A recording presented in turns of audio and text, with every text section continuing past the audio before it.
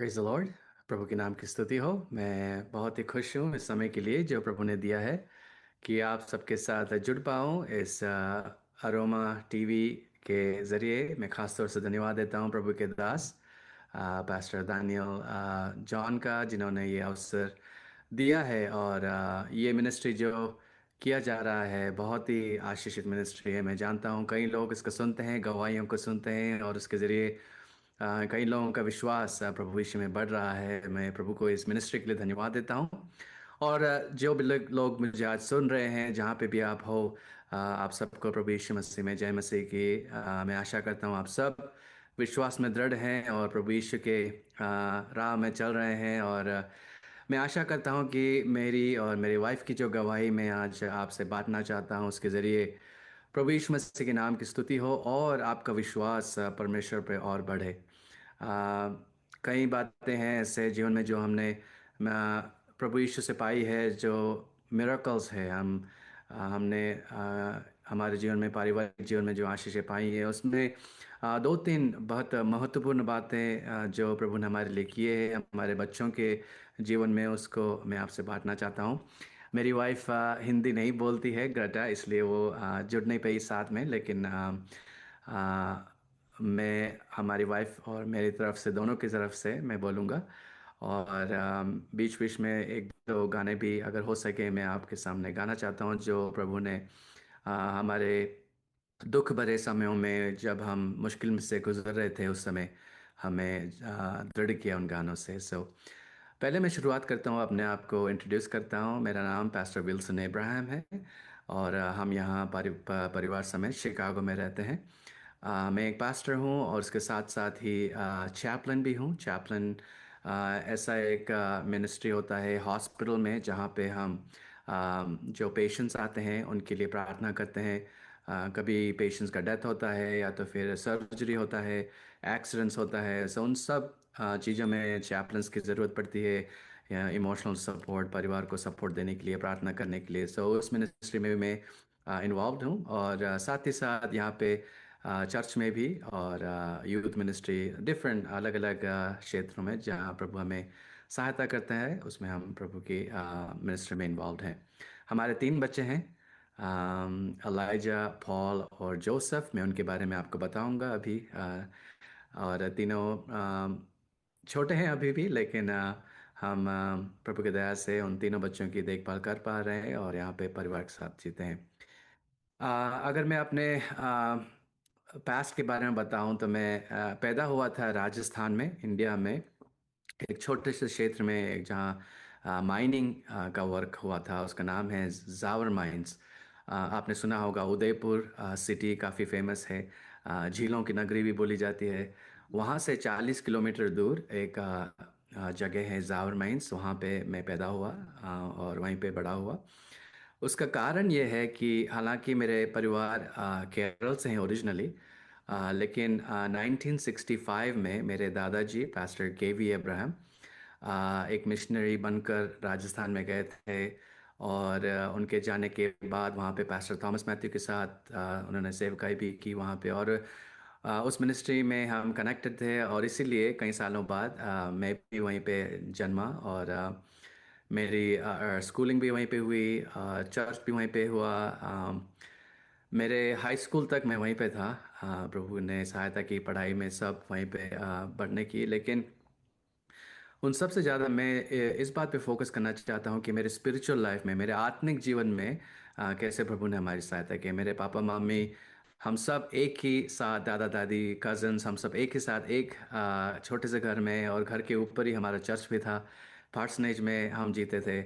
और ऐसे जीने से अभी मैं जब देखता हूँ अपने पिछले जीवन को, मैं देखता हूँ कि वो जो एक्सपीरियंस थे, मैं जो जिससे मैं गुजरा उन समयों में, छोटा जब था, हमेशा चर्च जाना, मिनिस्ट्री में इन्वॉल्व रहना, आत्मिक जीवन में जिस तरह से एक पास्टर के घर पे आप सोच सकते हैं कैसा बिजी होता रहता है। पास्टर्स आन गेस्ट पास्टर आते जाते रहते हैं, और हमेशा मीटिंग्स चलता रहता है। तो उस एनवायरनमेंट में मुझे प्रभु ने बढ़ने का मौका दिया।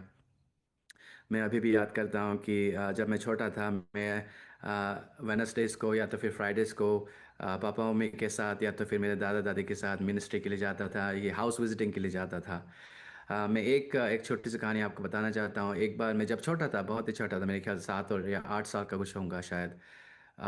मैं दादा दादी के बीच में उनके स्कूटर में बीच में बैठ के जा रहा था। एक इवनिंग मीटिंग था किसी के घर पे, एक विश्वासी भाई के घर पे। तो हमें शाम की मीटिंग के लिए जाना था, लेकिन हमारा घर जो है एक पहाड़ के ऊपर है, चर्च जो है पहाड़ के ऊपर है। तो मैं दादा दादी के बीच में ऐसे बैठ के जा रहा हूँ स्कूटर में, और स्कूटर जब नीचे जा रहा था, सडनली मेरे अपचन मेरे दादाजी बोल रहे थे कि ब्रेक लग नहीं रहा है, ब्रेक नहीं काम कर रहा है।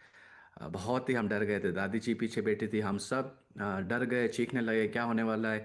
ब्रेक बिल्कुल भी नहीं लग रहा है, और स्कूटर बहुत ही फास्ट नीचे सिटी की तरफ या तो फिर वो मेन रोड की तरफ जा रहा है। और मेन रोड में गाड़ियाँ आती जाती रहती, जीप है, बस है, आती जाती रहती, हमें पता नहीं क्या होने वाला है। जैसे ही हम नीचे पहुंचे, बहुत ही स्पीड हो गया था स्कूटर का। और जब जैसे नीचे पहुंचे, वहाँ पे एक बड़ा बड़ा सा एक रेत का एक ऐसा रेत और ईंट वगैरह रखे हुए थे कंस्ट्रक्शन के लिए। सीधे उसके अंदर गए और उसके ऊपर गिरे। हम तीनों गिरे, दादाजी भी गिरे, मेरे दादी जी और मैं भी बीच में था। हाँ, मैं तो रो रहा था उस समय। और मुझे अभी भी याद है, उस दिन दादाजी उठे, स्कूटर को उठाया, हम सबसे पूछा दोनों ठीक हो? हमने कहा "हाँ, अभी दर्द तो है लेकिन ठीक है। प्रभु की दया से कोई गाड़ी उस समय नहीं आई, कोई एक्सीडेंट हो सकता है, लेकिन प्रभु ने हमें बचाया। लेकिन मैं इस बात को याद करता हूँ कि परमेश्वर के दास मेरे दादाजी ने उस समय कहा चलो चलते हैं, मीटिंग लेट हो रहा है। तो मैं सोच रहा हूँ ऐसे कैसे, अभी तो अब भी अपने एक्सीडेंट हुआ है, अपन नीचे गिरे हुए हैं, चलो घर जाते हैं, थोड़ा फ्रेश वगैरह होते हैं। दादाजी बोले नहीं नहीं नहीं, मीटिंग जाना है, मीटिंग शुरू होने का टाइम हो गया है।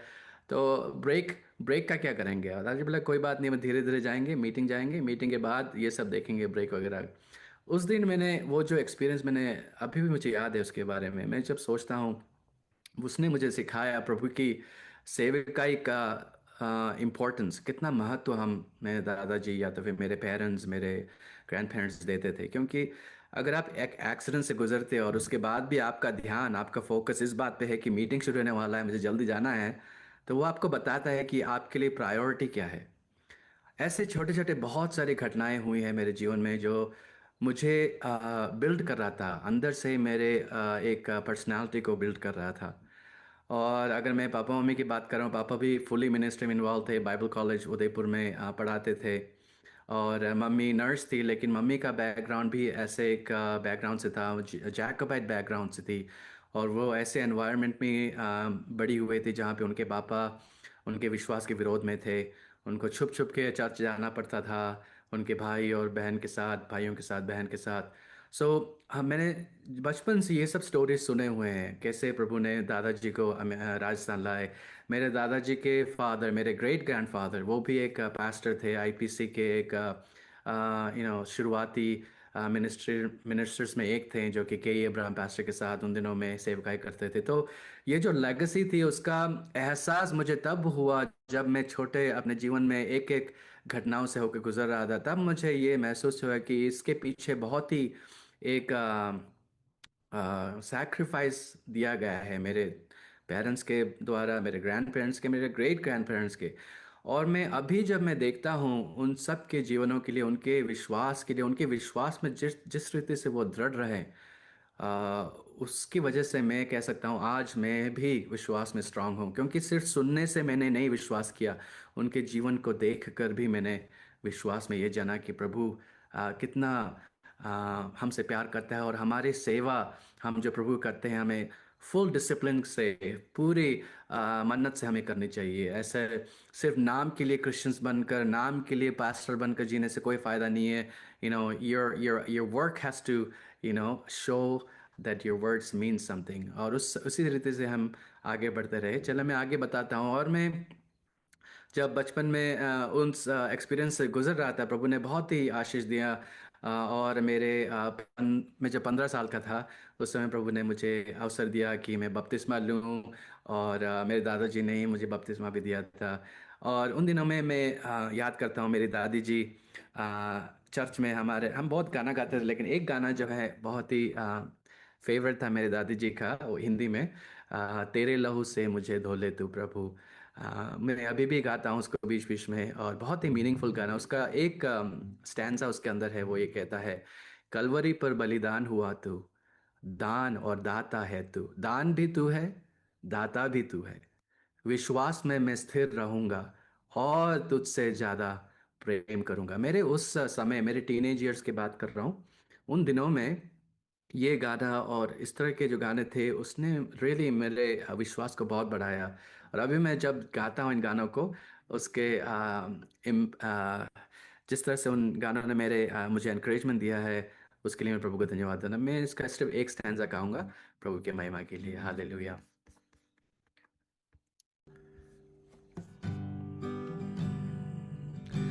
तेरे लहू से मुझे धो ले तू प्रभु, पूरी तौर से अभी।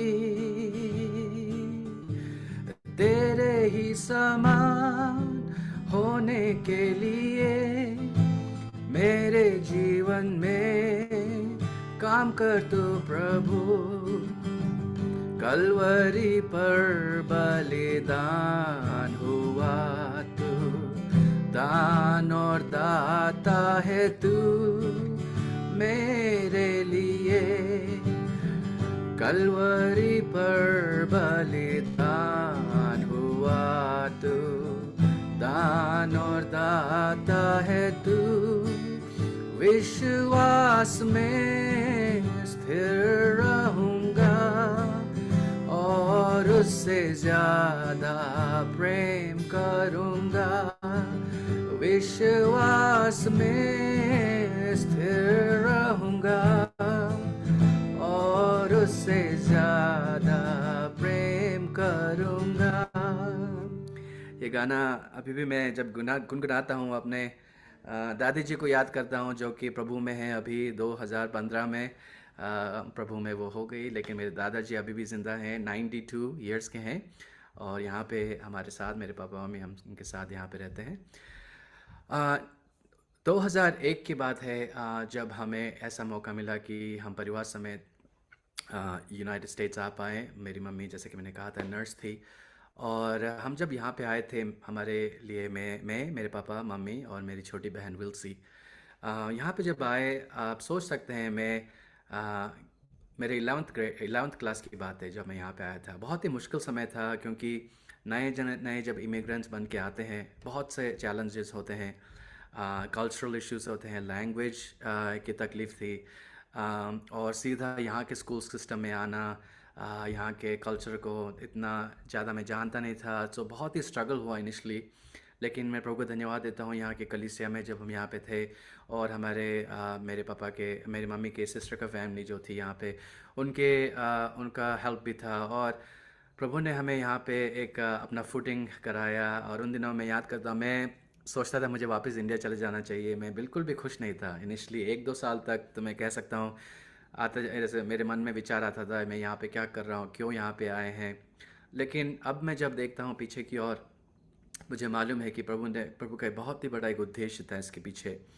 हालांकि बहुत ही मुश्किल समय था हमारे लिए, बहुत ही अपरूटिंग कहते हैं, जैसे कि एक कल्चर से, लैंग्वेज ग्रुप से, फैमिली से, ऐसे पार्सनेज एनवायरनमेंट में से कम्प्लीटली अलग करके यहाँ पे जब लाए प्रभु, बहुत ही मुश्किल था। लेकिन उस समय में भी प्रभु हमारे साथ रहा। मेरे यहाँ पे आने के बाद पहले मैंने ये ठाना था कि मुझे मिनिस्ट्री में ज़रूर जाना है, क्योंकि मेरे बचपन से ही जब प्रभु मुझसे बात कर रहा था, मुझे ये मालूम था, मुझे इसका एहसास था कि मिनिस्ट्री में ज़रूर जाना है, पैस्टरल मिनिस्ट्री हो, कोई किसी भी तरह की मिनिस्ट्री में प्रभु की सेवकाई करनी है। लेकिन यहाँ पे जब मैं आया, मुझे ये लगा कि मिनिस्ट्री तो इम्पोर्टेंट, लेकिन उसके साथ साथ अगर हाथ में एक कुछ प्रोफेशन भी हो तो काफ़ी हेल्पफुल होगा। तो इसके लिए मैंने क्या किया कि मैंने नर्सिंग एज ए करियर मैंने चुना। मैंने बैचलर्स नर्सिंग में किया यहाँ पे यूनिवर्सिटी में जाकर। और मैं जब नर्सिंग करने के बाद मैं जब बाहर निकला, मैं नाइट्स नर्सिंग करता, नाइट शिफ्ट करता था। उसका पीछे का उद्देश्य ये था कि मैं बाइबल कॉलेज जा सकूं। मेरा हमेशा का डिज़ायर ये था कि मुझे बाइबल कॉलेज जाना है। लेकिन नर्सिंग की खासियत एक थी कि मैं इवनिंग्स या तो फिर नाइट्स नर्सिंग करता था, और दिन को सुबह में स्कूल बाइबल कॉलेज जाना शुरू कर दिया मैंने। और उस तरह से प्रभु ने मेरी सहायता की, एमडिव और उसके बाद एमए, और रिसेंटली डॉक्टरल स्टडीज़ भी प्रभु ने मुझे कंप्लीट करने की कृपा दी, डॉक्टर मिनिस्ट्री। लेकिन एक चीज़ जो मैंने ये जानी थी कि प्रभु की सेवकाई करने के लिए हमेशा इसकी ज़रूरत नहीं है कि हम फुल टाइम मिनिस्ट्री में जाएं। मैं ऐसे लोगों का दाद देता हूं, उनका रिस्पेक्ट करता हूं जो फुल टाइम मिनिस्ट्री में हैं, लेकिन कई लोग ऐसे हैं जैसे कि मेरे तरह, जिनके पास एक प्रोफेशन हो सकता है, जैसे कि आप आईटी में हो सकते हैं, फार्मेसी में हो सकते हैं, इंजीनियरिंग में हो सकते हैं, लेकिन आप कभी ना ऐसा ना सोचें कि मैं सेक्युलर जॉब कर रहा हूँ इसलिए मैं प्रभु की सेवकाई नहीं कर सकता। ऐसा कभी ना सोचें। आप सेक्युलर वर्क के साथ साथ प्रभु की सेवकाई भी कर सकते हैं। एक अच्छा उदाहरण है नहमाया। हम देखते हैं प्रभु के वचन में नहमाया पैलेस में राजा के साथ वहाँ पे रहता, लेकिन उसको जब अवसर मिला उसने प्रभु के सेवकाई भी की। तो मुझे उस समय से ये लगा कि सेवकाई के साथ साथ प्रोफेशन भी अगर हो, उसमें दो बातें हैं। एक बात यह है कि आपको डिपेंड करने की लिए ज़रूरत नहीं है, आप प्रभु की सेवकाई अपने खुद के इनकम से कर सकते हैं। दूसरी बात यह है, आपको दूसरों से मिलने का बहुत मौका मिलता है। तो मैं जब नर्सिंग करता था, कई लोग ऐसे आते थे पेशेंट्स के द्वारा या तो फिर फैमिलीज़ के द्वारा, जिनके साथ मैंने प्रभु के वचन को बांटना शुरू किया, प्रभु के प्यार को बांटना शुरू किया। और कई लोग प्रभु के दया से, प्रभु की महिमा के लिए मैं कहना चाहता हूँ, प्रभु से उन्होंने बोर्न अगेन एक्सपीरियंस में भी वो लोग आए। और उसी समय मुझे प्रभु ने नर्सिंग से चैपलनसी की तरफ मुझे ले गए, और मैंने चैपलनसी, जैसे कि मैंने पहले बताया था, मुझे और थोड़ा अट्रैक्टिव लगा। हालांकि नर्सिंग जितना पेमेंट मुझे नहीं मिलता है, लेकिन मुझे लगा कि चैपलनसी में क्या है कि थोड़ा और पैस्टरल अप्रोच में ला सकता हूँ। तो मैं पैस्टरल मिनिस्ट्री के लिए चैपलनसी में चला गया, और पिछले 10 साल से चैपलनसी कर रहा हूँ। हालांकि मेरे पास अभी भी नर्सिंग का लाइसेंस है, लेकिन चैपलनसी फुल टाइम कर रहा हूँ। चैपलनसी के द्वारा कई बातें ऐसे हुई कि लोगों के ज़रिए, लोगों के जीवनों से मुझे कनेक्ट करने का प्रभु ने अवसर दिया। जब कहीं किसी की डेथ हो जाती है, फैमिली के साथ जब बातचीत होती है, मृत्यु क्या है, नया जीवन क्या है, इस जीवन के बाद के जीवन क्या है, ऐसे ऐसी बातें, टॉपिक्स आते हैं। या तो फिर जो पेशेंट्स है, हॉस्पिस पेशेंट्स है, मैं कई सालों तक हॉस्पिस पेशेंट के साथ काम करता था। हॉस्पिस पेशेंट्स वो लोग होते हैं जो एंड ऑफ लाइफ में होते हैं, जिनकी 6 महीने और लेस दिया जाता है। तो ऐसे जब उनके साथ मैं बैठता हूँ, बात करता हूँ, कई बार परमेश्वर के बारे में, यीशु मसीह के बारे में, कौन है, कैसे यीशु मसीह को हम जान सकते हैं, प्रभु के वचन से बांटने का मौका मिलता है। सो उसके लिए प्रभु का धन्यवाद देता हूँ। मैं अपने मेन टेस्टिमनी की तरफ अब मैं आता हूँ। 2009 को प्रभु ने यह अवसर दिया कि मेरी वाइफ ग्रेटा और मेरी शादी हो पाए। ग्रेटा, मेरी वाइफ पैदा हुई थी इंडिया में, लेकिन 6 साल की उम्र में यहाँ पे शिकागो में आई थी, और प्रभु ने हम दोनों को यहीं पे जोड़ा, और प्रभु की दया से हमारी शादी 2009 में हुई। और आप सोच सकते हैं कि जब हम शादी करते हैं, हम नया मैरिज लाइफ शुरू करते हैं, हमारे जीवन में, हमारे मन में कितने प्लान्स होते हैं। हम हमारे बच्चे होंगे, और ये नौकरी करेंगे, यहाँ रहेंगे, ऐसा ऐसा जीवन व्यतीत करेंगे, ये करेंगे, वो करेंगे, हम सब अपना प्लान बनाते हैं। लेकिन कभी कभी हम सोच ये भूल जाते हैं कि हमारे प्लान तो सब ठीक है, लेकिन परमेश्वर का अलग उद्देश्य होता है। आप जो मुझसे सुन रहे हैं, शायद आप भी इस बात से सहमत होंगे कि आपने भी शायद प्लान्स किए होंगे आपके जीवन में, नौकरी के बारे में, शादी किससे करेंगे, कौन सा करियर चूज़ करेंगे, कहाँ पे रहेंगे, लेकिन कई बातें हमारे प्लानिंग के अनुसार नहीं जाती है। और इतने सालों के बाद मुझे और भी ये इस बात का मुझे लर्निंग हुआ है, मुझे एहसास हुआ है कि प्रभु हमेशा हमारे प्लान से डिफरेंट प्लान रखता है। कहीं डिफरेंट का मतलब ये नहीं कि ख़राब प्लान है, हमसे भी अच्छा प्लान प्रभु रखता है, लेकिन वो हम समझने में, उसको समझने में हमारे काफ़ी हमें देर लग जाती है। लेकिन हमारे एग्जाम्पल में क्या हुआ कि हम 2009 में हमारी शादी हुई, लेकिन हमारे मैरिज के बाद 2 साल, 3 साल, 4 साल, 5 साल, हर एक साल के बाद हमें ये लगा कि हमारे बच्चे नहीं हो रहे। हमने हमने देखा कि हम ट्राई कर रहे हैं हम बच्चे के लिए, लेकिन हमारे बच्चे नहीं हो रहे थे। और पहले 1-2 साल तो हमने ज़्यादा उसको सीरियसली नहीं लिया। हमने सोचा ठीक है, होगा, क्योंकि लोग कहते हैं टाइम लगता है, स्ट्रेस मत करो, हो जाएगा, सही टाइम पे होगा। तो हमने भी प्रार्थना किया, लेकिन जब 2 साल गुजरा, 3 साल गुजरा, 4 साल गुजरा, तब हम थोड़े कंसर्न होने लगे, मतलब कि क्यों हमारे बच्चे नहीं हो रहे हैं। उसी समय हमें ये लगा कि ये हमारे प्लान के अकॉर्डिंग नहीं जा रहा है। हम प्रभु से और भी नज़दीक होने लगे, प्रार्थना करने लगे। 5 साल हो गए, 6 साल हो गए, 7 साल हो गए, फिर भी हमारे बच्चे नहीं हो रहे थे। आप सोच सकते हो कितना हमारे जीवन से हम गुजरे उस दुखी अवस्था में। मेरी वाइफ एक नर्स भी है और अभी एक नर्स प्रैक्टिशनर भी है, डॉक्टर इन नर्सिंग भी उसने किया हुआ है। सो मेडिकली हम दोनों क्वालिफाइड थे, हमें मालूम था हमारे क्या क्या है मेडिकल रीजंस। लेकिन ऐसा समय आया जब मेडिकली भी हमें समझ में नहीं आ रहा था क्यों ऐसा नहीं हो रहा है। और हम काफ़ी डिप्रेस भी हो गए थे। जैसे कि आप जानते हो यहाँ पे अमेरिका में यहाँ पे ये Mother's Day, Father's Day, baby shower, gender revealing, ये सब एक एक एक एक सेलिब्रेशंस होते हैं। तो अभी भी मुझे याद है हम जब सेलिब्रेशंस के लिए ऐसे जाते थे किसी के घर पे, अगर बुलाते हैं कि बेबी शावर के लिए बुलाते हैं या तो फिर Father's Day, Mother's Day church में जाते हैं, तो हमें बहुत ही दर्द होता था क्योंकि हम सोचते थे प्रभु हम दूसरों के पार्टी में जा रहे हैं, दूसरों के सेलिब्रेशन में जा रहे हैं, दूसरों के बच्चों के लिए गिफ्ट के ले जा रहे हैं, हमारे अपने बच्चे कब होंगे, हमारे खुद के संतान कब होंगे। तो उन बातों को सोचकर हम काफ़ी निराश होते थे, बीच बीच में दुखी होते थे, बहुत रोते भी थे। मुझे अभी भी याद है रात के समय हम जब सोते थे, मुझे अपने वाइफ की रोने की आवाज़ आती थी, क्वाइटली रात के समय। और हस्बैंड होने के नाते या तो फिर पास्टर होने के नाते हम सपोर्ट करते थे एक दूसरे को, लेकिन कई बार ऐसे सिचुएशंस आती थी कि हमारे पास शब्द नहीं रहते थे कि और क्या कहें जिसके ज़रिए हमें एनकरेजमेंट हो। लेकिन उन दिनों में प्रभु ने हमें वचन से काफ़ी दृढ़ किया, अपने वचन से। मेरी वाइफ क्या करती थी, पूरे बाइबल में जितने भी एग्जाम्पल्स हैं उन लोगों के, उन हस्बैंड और वाइफ के जिनके बच्चे नहीं थे, उनको लिखती थी अपने जर्नल में, और उनका नाम लेती थी, उनके बारे में पढ़ती थी, उनके बारे में लिखती थी। और हमने ये ठाना कि जो भी हो, वचन से हम दूर नहीं जाएंगे, प्रभु से हम कभी भी बिटर नहीं होंगे। और इसलिए हम हमारे पारिवारिक जीवन में साथ में बैठ कर प्रार्थना करते थे। हमारे परिवार वाले भी, मेरे पेरेंट्स, ग्रेटा की मम्मी हमेशा हमें सपोर्ट करती थी, ऐसे कभी भी उन्होंने प्रेशर नहीं किया। उन्होंने कहा कि हमारे साथ बैठ के हमारे लिए प्रार्थना भी करते थे।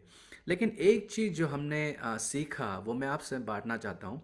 हमने वो हमारी आवश्यकता को किसी से छुपाया नहीं। जब हमारे बच्चे नहीं हो रहे थे, हमने सबसे, हमारे यहाँ के कलीसिया के लोगों से और यहाँ के रहने वाले सारे पासबान, हमारे यहाँ पे 16 चर्चेस हैं, पेंटिकॉस्टल इंडियन चर्चेस, उनसे भी, उन सब पास्टरों से हमने कहा कि आप हमारे लिए प्रार्थना कीजिए, हमारे बच्चे नहीं हो रहे हैं, काफ़ी साल हो गए हैं। मुझे अभी भी याद है एक दिन पास्टर्स का मीटिंग हो रहा था, सिर्फ पास्टर्स हैं, उनके वाइफ्स हैं। और उस दिन मैं खड़ा हुआ और मैंने गवाही दी, मैंने कहा कि हम आपसे आग्रह करते हैं कि आप हमारे लिए प्रार्थना कीजिए। और उस दिन अभी मुझे याद है सारे पास्टर्स लोग हमारे चारों तरफ खड़े हुए, मेरी वाइफ ग्रेटा और मैं हमारे घुटनों पर टिके, हमारे सर पर उन्होंने हाथ रख के प्रार्थना किया कि प्रभु आपकी सेवकाई के लिए ये लोग समर्पित हैं, आपके महिमा के लिए, आपकी सेवकाई में इनकी आवश्यकताओं को आप पूरा कीजिए। उस दिन मुझे अभी भी याद है, बहुत ही एक ब्रेक थ्रू का एक प्रेयर हुआ था। उस प्रेयर के बाद हमारा विश्वास बढ़ा। और कुछ कुछ बातें हम विश्वास के ऐसे भी करते थे जो आपको शायद विचित्र लगेगा, लेकिन फॉर एग्ज़ाम्पल मेरी वाइफ क्या करती थी, दुकान जाती थी, यहाँ पे मार्केट में जाके बच्चों के कपड़ों को खरीदती थी, छोटे छोटे बच्चों के कपड़े, जैसे लड़कियों के स्कर्ट्स या तो बॉयज़ के क्लोथ्स घर पे लाती थी और हमारे कमरे में रख कर उसके ऊपर हाथ रख कर प्रार्थना करती, प्रभु हमारे बच्चे नहीं हो रहे हैं, लेकिन हमें विश्वास है कि ये जो कपड़े हैं इनको आप भर सकते हो हमारे बच्चों से। प्रभु, ऐसे विश्वास के कई बातें हमने की जो हमें यकीन था प्रभु सुन रहा है। और उसके बाद अभी भी याद है मुझे, बीच बीच में प्रभु हमसे बात भी करता है, प्रभु के वचन के द्वारा प्रभु ने हमें बताया कि बच्चे होंगे, ज़रूर होंगे, लेकिन कब होगा, कितनी देर लगेगी, उसका हमें कोई अता पता नहीं था। जैसे कि मैंने कहा था, मेरी दादी जी काफ़ी स्ट्रांग थे स्पिरिचुअली, उनको भविष्यवाणी की प्रभु ने एक गिफ्ट दिया था। और जब हमें यहाँ विज़िट कर रहे थे मेरे दादा दादी जी, उन्होंने एक बार, दादी जी मुझे अभी भी याद है, मेरे ग्रेटा के, मेरी वाइफ के पेट पे उन्होंने हाथ रख के प्रार्थना कर रही थी। उन्होंने कहा, भविष्यवाणी के रूप में कहा कि प्रभु तुम्हें बच्चा देगा, और प्रभु से आशीषित एक पारिवारिक जीवन प्रभु तुम्हें देगा। सो हम जब ये सब सुनते थे, हम बहुत ही एक्साइटेड हो जाते थे, खुश होते थे कि प्रभु आपके हित में है कि हम बच्चे हों, हमारे बच्चे हों, लेकिन वो कब होगा उसका हमें कोई आइडिया नहीं था। ऐसे करते करते एक दिन आया जब हमने सोचा चलो हम एक बार डॉक्टर के पास भी जाते हैं। इनफर्टिलिटी डॉक्टर वो लोग होते हैं जो जिनके बच्चे नहीं हो रहे, उनके लिए स्पेशल ट्रीटमेंट करते हैं। तो हमारे शिकागो में बहुत ही जाने माने, बहुत ही फेमस एक डॉक्टर हैं, उनके हम क्लिनिक में गए। उन्होंने हमारा ट्रीटमेंट शुरू किया। कुछ महीने ट्रीटमेंट चलता रहा और हमने सोचा शायद ट्रीटमेंट के ज़रिए हो जाए, क्योंकि हम मेडिकल फील्ड में हैं तो हम ये बिलीव करते हैं कि प्रभु मिरेकल भी कर सकता है, लेकिन मेडिकल के द्वारा भी प्रभु आशीष दे सकता है। तो हम इसके मेडिकल के विरोध में नहीं थे। लेकिन हम जब इस ट्रीटमेंट के लिए गए कुछ महीनों के बाद, अभी भी याद है मुझे, इस डॉक्टर ने हमें, मुझे, मेरी वाइफ के उनके कमरे ऑफिस में बुलाया और कहा कि आप बैठिए। हम ऐसे ही बैठे थे डॉक्टर के सामने, टेबल के सामने, और वो एक पेपर पे कुछ लिख रहे थे। और उन्होंने कहा कि मैंने जो ट्रीटमेंट करना था आपके लिए, मैंने वो ट्रीटमेंट कर लिया है। और मेरे हिसाब से, मेरे ट्रीटमेंट के हिसाब से आपके बच्चे कभी नहीं होने वाले। उन्होंने कुछ रीजंस भी दिए थे और उन्होंने कहा 0% चांस है आपके बच्चे होंगे। अगर हो भी जाएं, मे बी 10%, उससे ज़्यादा मैं आपको नहीं दे सकता।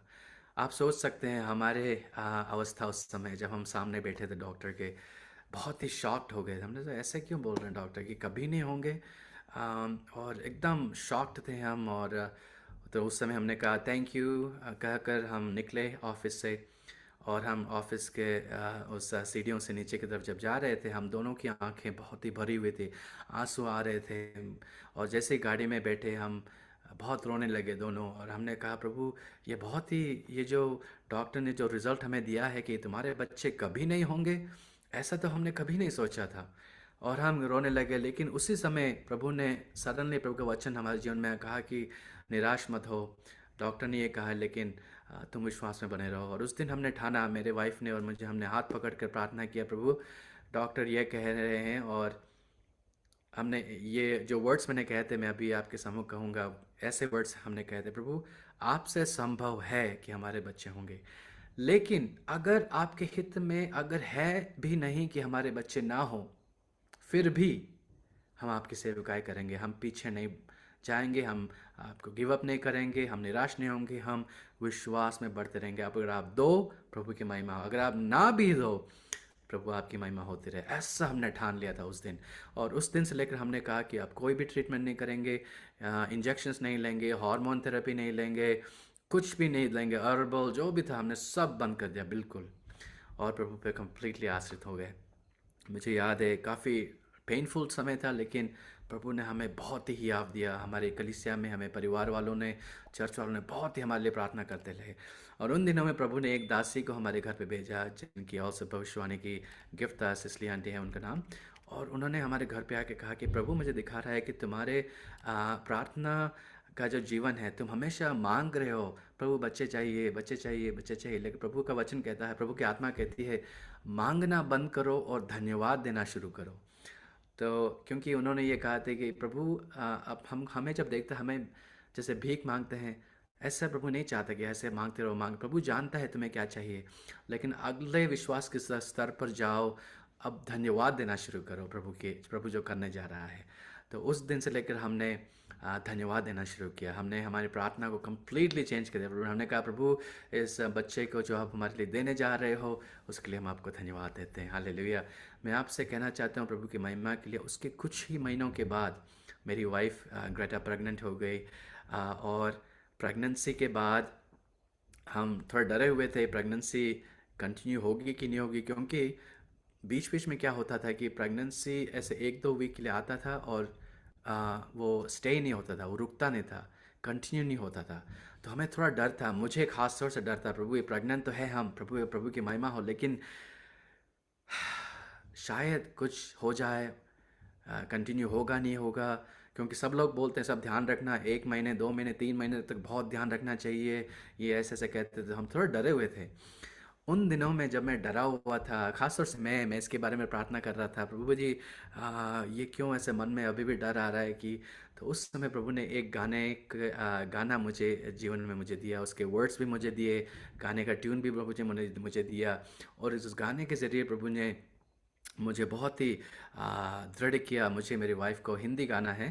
तो गाने का मीनिंग है, प्रभु ने किया वादा पूरा करेगा वो ज़रूर, मेरे दुआओं का जवाब यीशु में पाऊंगा ज़रूर। प्रभु ने अगर वादा किया है वो पूरा करेगा, क्योंकि वो विश्वास योग्य है। हालेलुया। वो गाने के दूसरा स्टैंजा में कहता है, अम, शैतान ने किया सवाल, कहाँ है तेरा जवाब। शैतान पूछ रहा है बीच में, कहाँ है तू, कह तो रहा है कि तेरा जवाब आएगा जवाब आएगा, लेकिन जवाब तो आ नहीं रहा है, कहाँ है। तब प्रभु का वचन आया, तू सुन ली है तेरी दुआ, अब ना हो तू परेशान। मैं उसका एक स्टेंस आपके लिए गाता हूँ। प्रभु ने किया वादा, पूरा करेगा वो ज़रूर।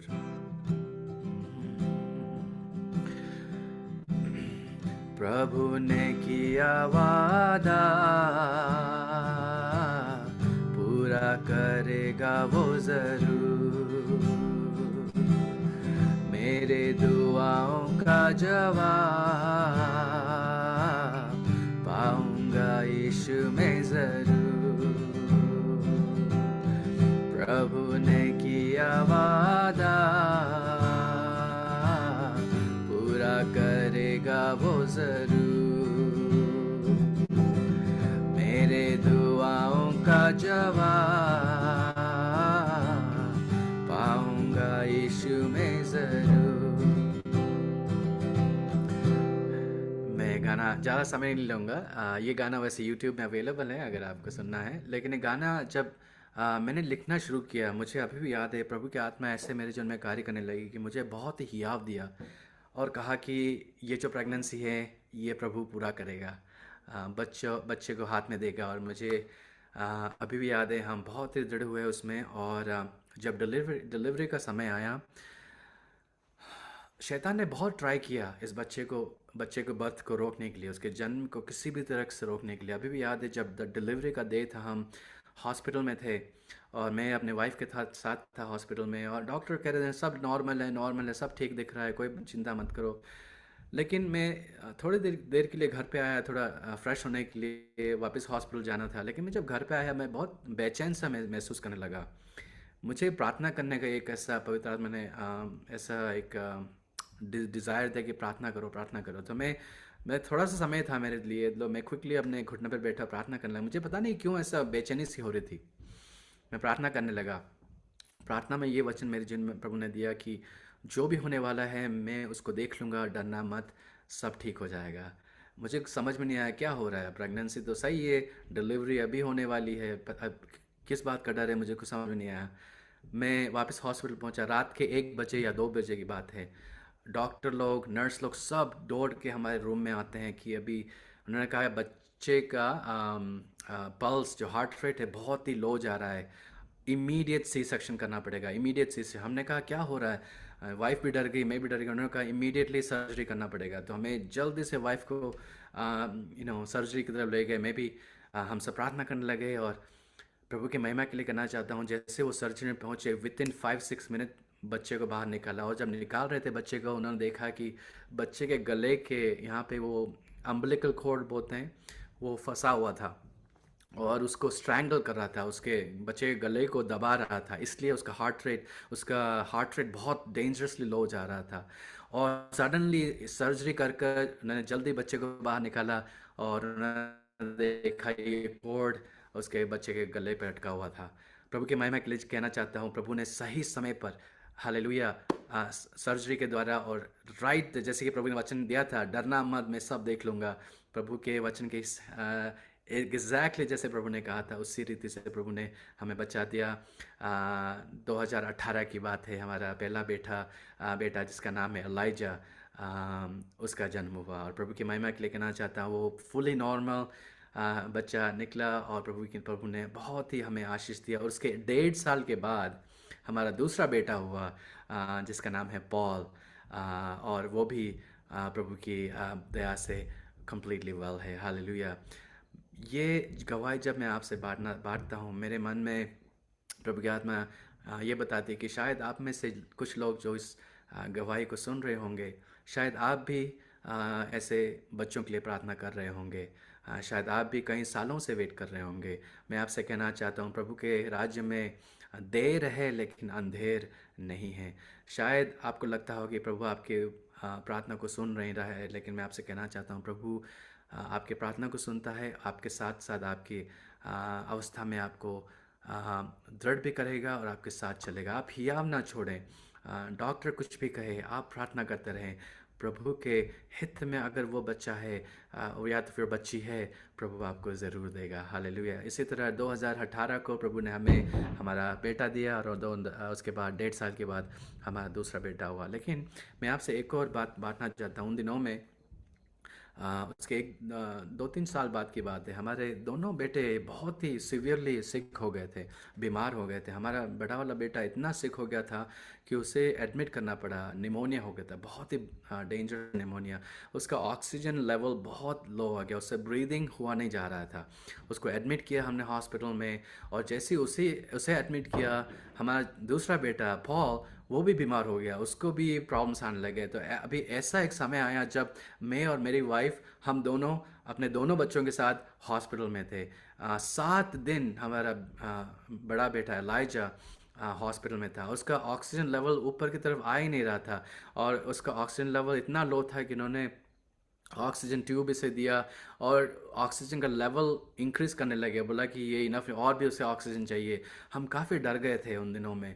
हम सोचा प्रभु ये क्या हो रहा है, दोनों एक साथ एडमिट हो रहे हैं, दोनों एक साथ ही सिक हो रहे हैं, और उनकी उनकी अवस्था बहुत ही ख़राब हो रही है। तो उन दिनों हम काफ़ी डर गए थे। लेकिन उस समय हमने प्रभु जी के वचन से फिर हमें दृढ़ हुए, हमें याद आया कि ये बच्चे प्रभु के दान हैं। हालेलुया। प्रभु का इनके द्वारा काफ़ी बड़ा एक उद्देश्य है। और जब किसी के जीवन में उद्देश्य होता है, हाँ, शैतान बहुत ही प्रयास करता है कुछ ना कुछ करके उन्हें डिरेल करे, उन्हें गलत रास्ते पर ले जाए, या तो फिर कैसे भी करके उनके जीवन को तितर बितर करें। लेकिन हम जब प्रार्थना कर रहे थे, प्रभु का वचन बहुत ही हमें हियाव दे रहा था। कहा था, ऐसे कहने लगे ये बच्चे मेरी तरफ से हैं, मैं इनकी देख रेख करूँगा। हालेलुया। लेकिन हमें प्रार्थना में बहुत ही जागरूक रहने की आवश्यकता है। हमने सारे हमारे जानने वालों से, हमारे जान पहचान सबसे कहा कि प्लीज़ हमारे लिए आप प्रार्थना करिए, बच्चों के लिए प्रार्थना करिए। मुझे अभी भी याद है, मैं उन दिनों में इवनिंग शिफ्ट करता, रात नाइट शिफ्ट करता था। और मैं उस रात को, एक रात को मुझे नौकरी का जाना था, वर्क के लिए मैं जा रहा था गाड़ी में। और मैंने यूट्यूब में मैं एक इंडिया में एक मीटिंग हो रही थी, दिल्ली में एक कलीसिया है ज़ायन चर्च, और उनका मैसेज सुन रहा था, उनके वर्शिप को। और वर्शिप जब चल रहा था, सडनली, मुझे अभी भी याद है, मैं गाड़ी चला रहा था, सडनली पवित्र आत्मा बहुत ही भारी तरह से मेरे जीवन में आई, और मैं आत्मा में हो गया। प्रभु की आराधना में गाड़ी चलाते वक्त मैं करने लगा। और उसी समय मुझे प्रभु ने बताया, मुझे ये क्लियरली दिखाया कि ये tomorrow would be the day of deliverance. मुझे अभी भी याद है, अगले दिन प्रभु ने अद्भुत छुटकारा देगा, उसका एक एक एश्योरेंस मुझे प्रभु ने दिया। और मुझे अभी भी याद है जो गाना उस समय जो चल रहा था, वो ये था, यीशु मसीह भरोसा मेरा, मुश्किल समय में तू ही दिलासा, साथ रहेगा वो सदा, करुणा भलाई तेरी सदा रहेगी मुझ पर, और तेरी विश्वास योग्यता देखूंगा मैं उम्र भर।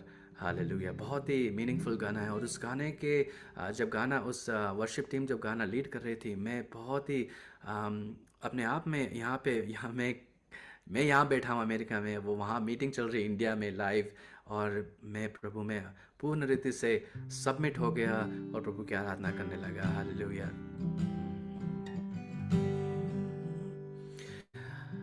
मैं हाथ उठाकर गाऊंगा। हालेलुया। मैं हाथ उठाकर गाऊंगा, यीशु तेरा नाम रहे ऊंचा। मैं हाथ उठाकर गाऊंगा, यीशु तेरा नाम रहे ऊंचा। करुणा भलाई तेरी सदा रहेगी मुझ पर, ओ तेरी विश्वास योग्यता देखूंगा मैं उम्र भर। मैं हाथ उठाकर गाऊंगा, यीशु तेरा नाम रहे ऊंचा। मैं हाथ उठाकर गा यीशु तेरा नाम रहे ऊंचा। प्रभु कभी कभी गानों के ज़रिए आपसे और मुझसे बात करता है। मैं बहुत ही इसमें बिलीव करता हूँ। प्रभु का वचन डेफिनेटली बहुत ही इम्पोर्टेंट है, उससे इम्पोर्टेंट और कुछ नहीं है, लेकिन कभी कभी गानों के ज़रिए, गानों के शब्द के ज़रिए प्रभु आपसे और मुझसे बात कर सकता है। मेरे जिन में ऐसे कई ऐसे एपिसोड्स आए हैं जहाँ पे ऐसा हुआ है। आप सोच रहे होंगे बहुत ही बड़ी गवाही ये थी और शायद यही थी गवाही, लेकिन मैं आपसे कहना चाहता हूँ ये हमारी पहली गवाही थी। उसकी दूसरी एक और गवाही मैं आपसे बांटना चाहता हूँ जो रिसेंटली हमारे जिन में हुई। हमारे पहले 2 बच्चों के होने के बाद मेरी वाइफ ग्रेटा और मैंने सोचा कि चलो हमारे बच्चे हो गए हैं, अभी थोड़ी उम्र भी हो गई है, शायद इतना ही होगा। लेकिन सडनली 2000 लास्ट ईयर 2024 को मेरी वाइफ फिर से प्रेग्नेंट हुई। उसके प्रेग्नेंट होने से पहले मैं एक और बात आपसे कहना चाहता हूँ। लास्ट ईयर हम इंडिया गए थे, हम केरल गए थे हमारे रिश्तेदारों से मिलने के लिए, और संडे के दिन हमने सोचा हम प्रभु की आराधना के लिए कलीसिया में जाएंगे। हमने सोचा नहीं था कहाँ जाएंगे, लेकिन उस दिन हमने डिसाइड किया संडे को वहाँ पे कुंभनाड एक सिटी है, वहाँ पे आईपीसी का एक मेन चर्च है, वहाँ पे हम जाएंगे। हमने ऐसा ठाना, वहाँ गए। मैंने प्लान नहीं किया था। जब मैं वहाँ पहुँचा मुझे पता पड़ा कि ये एक बहुत ही ओल्ड चर्च है, काफ़ी ऐतिहासिक चर्च है, आईपीसी का फाउंडेशनल चर्च है। और वहाँ जब बैठा था प्रभु के दास ने मुझे कहा कि आप थोड़ा समय लीजिए, प्रभु के वचन से बांटिए। और मैं जब वहाँ खड़ा हुआ मुझे इस बात का एहसास हुआ कि ऑलमोस्ट 100 ईयर्स अगो, 100 साल पहले उसी जगह मेरे मेरे ग्रेट ग्रैंडफादर चैतक किलकीवर्चन या कि पीटी वर्गीस जो थे उसी मैदान में खड़े थे और प्रार्थना कर रहे थे। एक एक पेड़ था वहाँ पे काफ़ी सालों पहले, उसके नीचे वो लोग बैठ के प्रार्थना करते थे।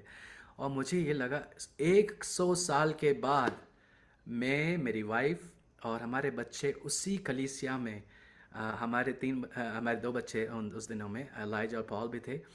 मैं कहना ये चाहता हूँ प्रभु के महिमा के लिए 5वीं पीढ़ी उसी जगह पर आके प्रभु की आराधना करने लगी।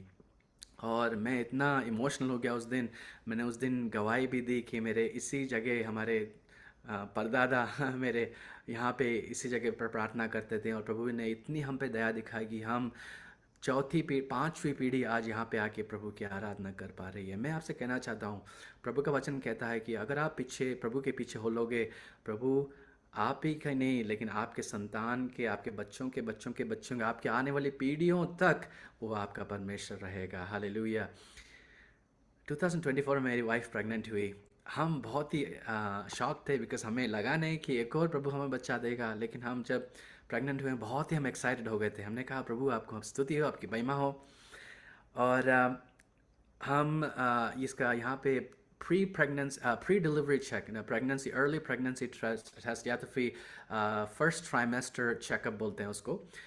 उसमें क्या होता है कि आपके पेट में जो बच्चा है उस बच्चे का ब्लड टेस्ट वो कर सकते हैं अर्ली प्रेगनेंसी में। तो उस टेस्ट के लिए हम गए। उन्होंने जब टेस्ट किया हमें बुलाया उन्होंने फ़ोन में, और उन्होंने कहा कि ये आपका जो बच्चे होने वाला है उसका ब्लड वर्क हमने देखा और हमें बहुत ही कुछ सीरियस बातें दिखाई दे रही है। तो उन्होंने हमें एक जेनेटिक काउंसलर के लिए रेफरल किया। पेपर वर्क हमारे सामने दिखाया, कहा कि आपके बच्चे को एक ऐसी बीमारी का डायग्नोसिस है जिसका नाम है ट्राइप्लॉइडी। ट्राइप्लॉइडी का मतलब ये होता है कि जैसे कि एक इंसान में 2 क्रोमोसोम होते हैं, जैसे कि बॉय होता है या फिर गर्ल होता है। आपके इस बच्चे जो होने वाला है इसमें मल्टीपल क्रोमोसोम्स हैं। ये भी नहीं बता पा रहे हैं कि ये क्या होगा। और दूसरी बात उन्होंने कहा कि आपका बच्चे के पेट के अंदर ही या तो फिर गर्भ में ही डेथ होने की संभावना बहुत ही हाई है। ये एक तीसरी बात उन्होंने कहा कि अगर बच्चे की डिलीवरी हो भी जाए, बच्चे का जन्म हो भी जाए, विद इन 7 डेज, 7 दिन के अंदर ही अंदर बच्चा जिएगा नहीं, उसके बाद वो मर जाएगा।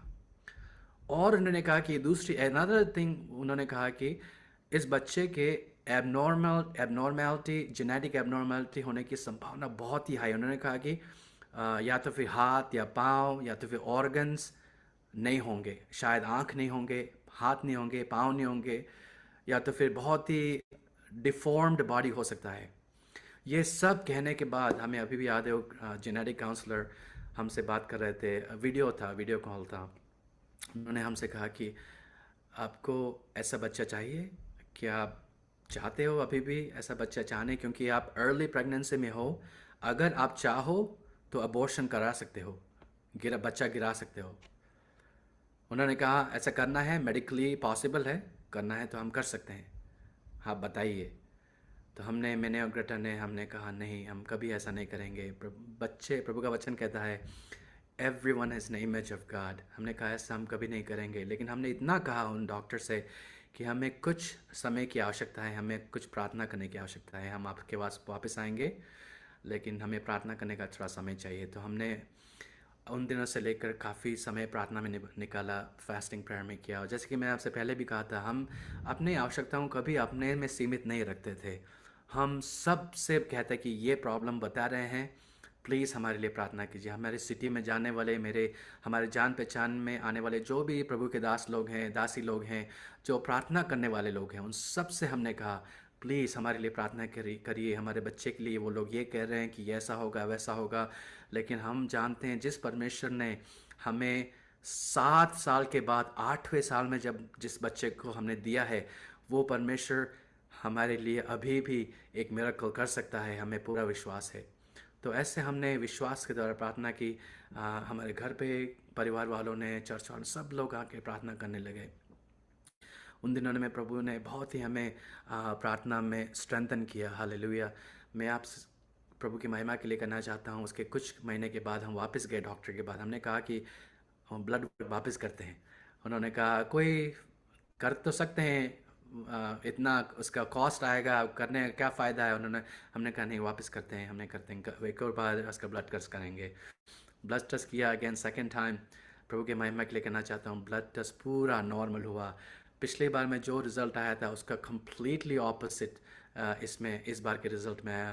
पहले कहा था ये क्रोमोसोम प्रॉब्लम है, ये प्रॉब्लम है, जो भी प्रॉब्लम्स दिखा रहे थे, नए टेस्ट में दिखाया सब नॉर्मल है। और उसमें ये भी दिखाया है कि ये बच्चा जो होने वाला है वो एक बेटा है, वो भी एक लड़का है। हालेलुया।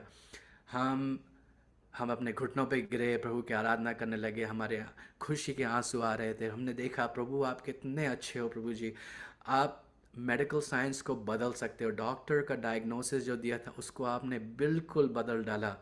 मैं आपसे कहना चाहता हूँ आज के दिन आप जो मेरी इस आवाज़ को सुन रहे हो, अगर डॉक्टर्स ने आपको एक डायग्नोसिस दी है, कुछ कहा कि ये होगा, आपके जीवन में ये होने वाला है, ये डायग्नोसिस, मैं आपसे कहना चाहता हूँ डॉक्टर तो कहेंगे ठीक है, वी रेस्पेक्ट दैम, लेकिन हम अल्टीमेट डॉक्टर जो स्वर्ग में हालेलुया विराजमान है, उसकी ओर हम देखेंगे।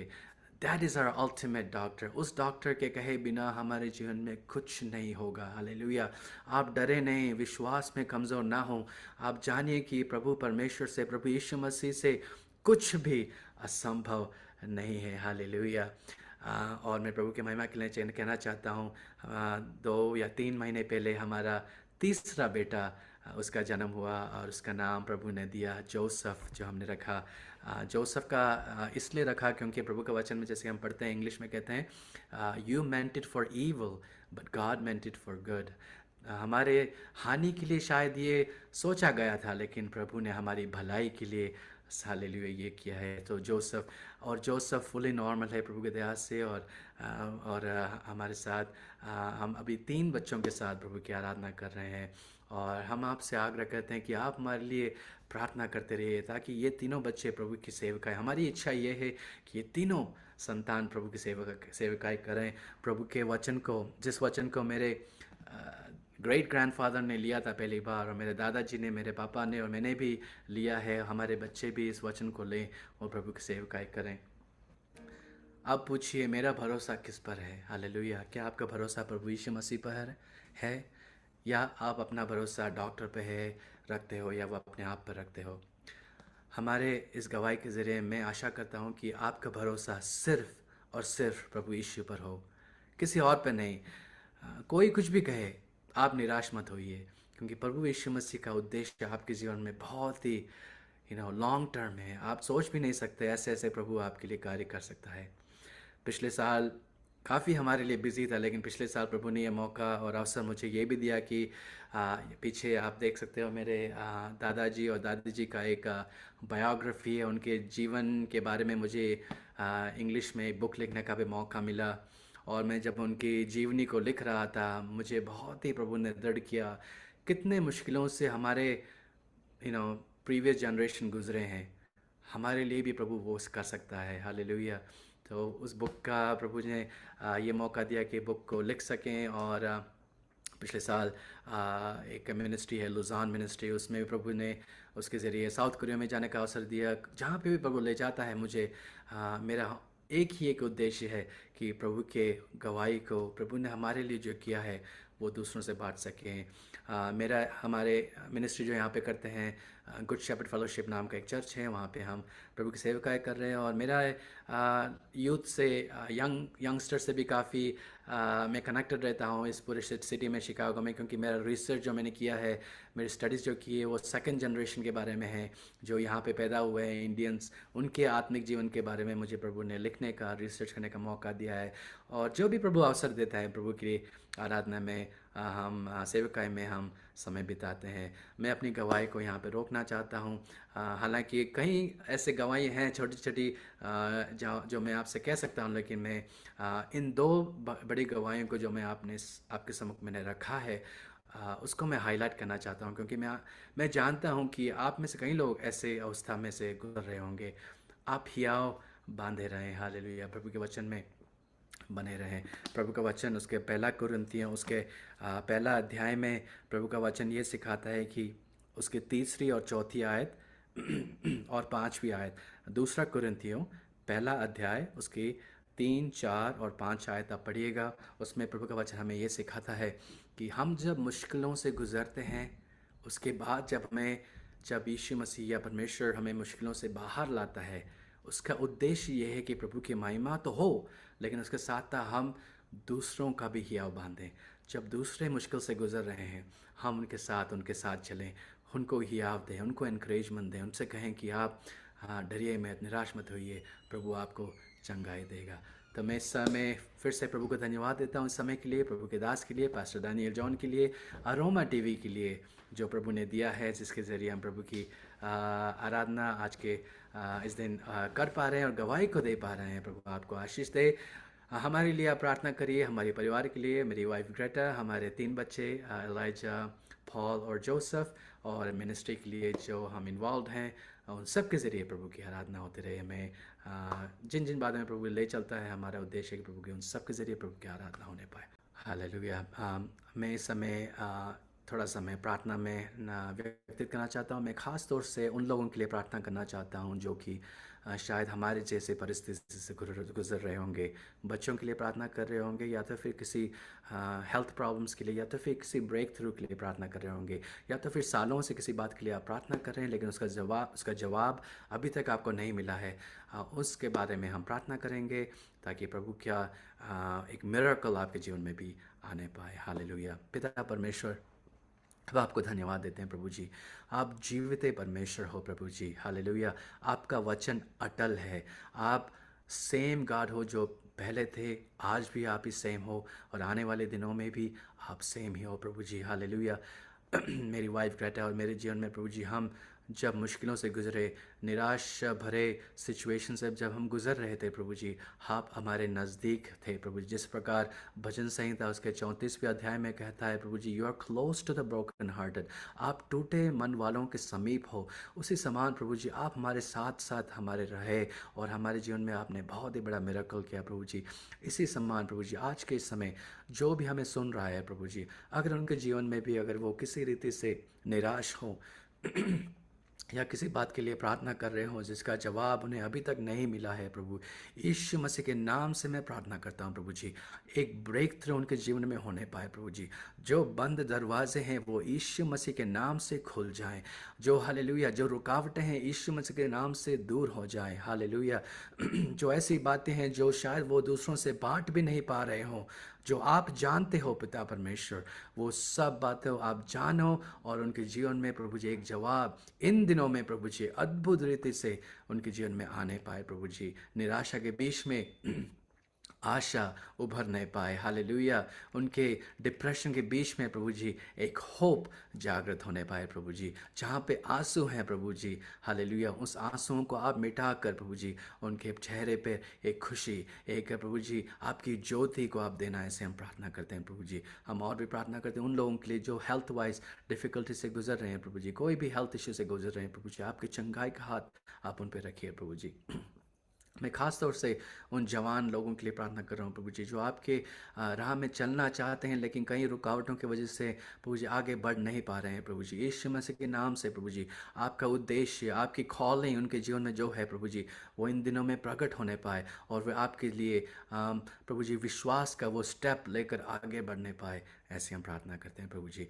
मैं ऑल्सो प्रार्थना करता हूँ खास तौर से इस अरोमा मिनिस्ट्रीज़ के लिए प्रभु जी, इस मिनिस्ट्री पर आपका अनुग्रह बने पाए प्रभु जी। इस मिनिस्ट्री के ज़रिए कई लोग प्रभु जी आपको जानने पाए और उनके जीवन में, उनके विश्वास में प्रभु जी बढ़ने पाए। पास्टर डैनियल जॉन के लिए, उनके परिवार के, उनके कलीसिया के लिए हम प्रार्थना करते हैं, उन्हें आशीष दीजिए। इस समय को आपने जो दिया इसके लिए आपको धन्यवाद देते हैं प्रभु यीशु मसीह के नाम से हम मांगते हैं, आमीन। आमीन। Thank you pastor, God bless you.